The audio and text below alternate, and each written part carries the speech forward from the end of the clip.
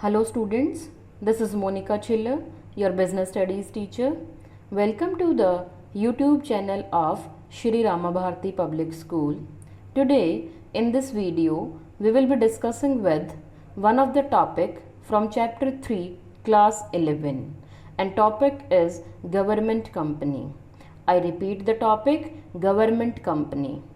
It's a form of public sector enterprise, right? Mainly there are three forms in this chapter like departmental, public corporation and government company. But in this video we'll be discussing with government company. Let's start with it. First of all, the introduction of government company, or we can say the characteristics. Government company is a company in which the minimum or at least 51% of paid up capital is subscribed or held by central or state government. In simple words, what we can say that out of total capital, minimum 51% shares must be subscribed by the government. Only then that company will be categorized as government company. And rest of the capital, that means 49%, can be held by general public. So this is one of the most important characteristic or feature of government company on the basis of capital investment, that at least 51% shares will be bought by government, rest of the capital will be contributed by common people or general public. Those are named as shareholders.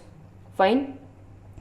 Now about characteristics, the first one is registration.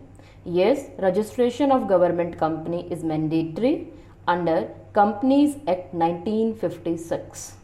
I repeat, Companies Act 1956, and this act was amended in 2013. Under this act, the registration would be done and all the provisions, norms, rules and regulations of this act will be followed. Second one is ownership. Ownership is with the government because the majority of shares are bought by the government. It can be central or state government, right? So all the affairs are managed by government, and as owner the government is said to be under the ownership. Next is management. The management is done by board of directors. Now question arises, who will appoint BODs, board of directors? So board of directors will be elected by both the parties. Government as well as general public will nominate for the board of directors, and they will manage all the affairs of the company.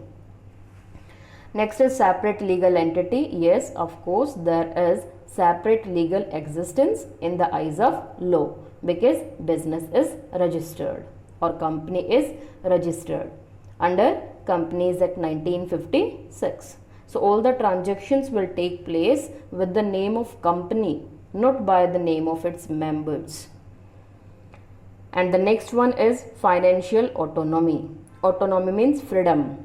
So here autonomy is given to the board of director related to finance, means they can take decisions regarding the investment or regarding financial matters.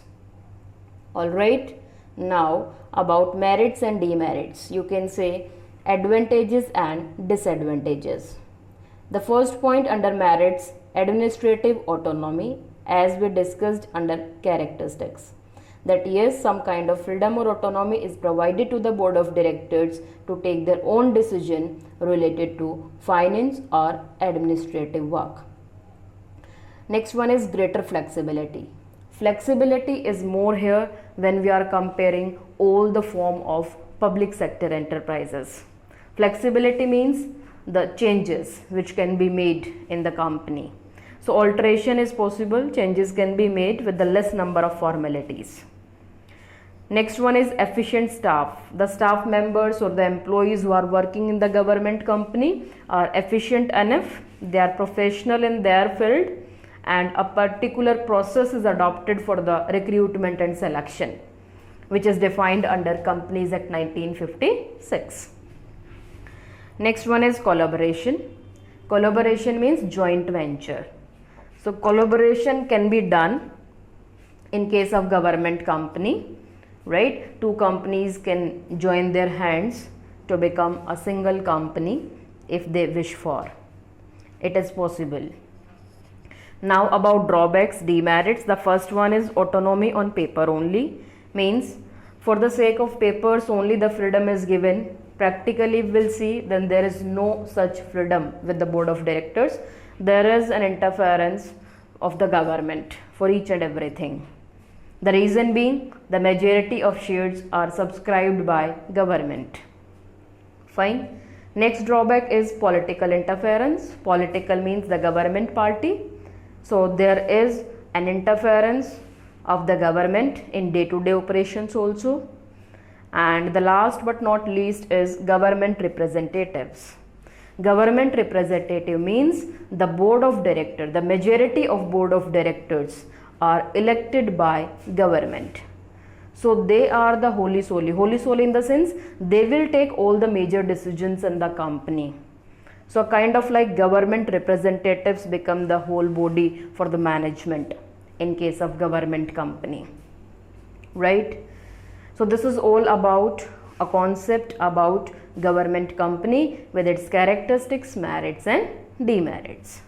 Thank you.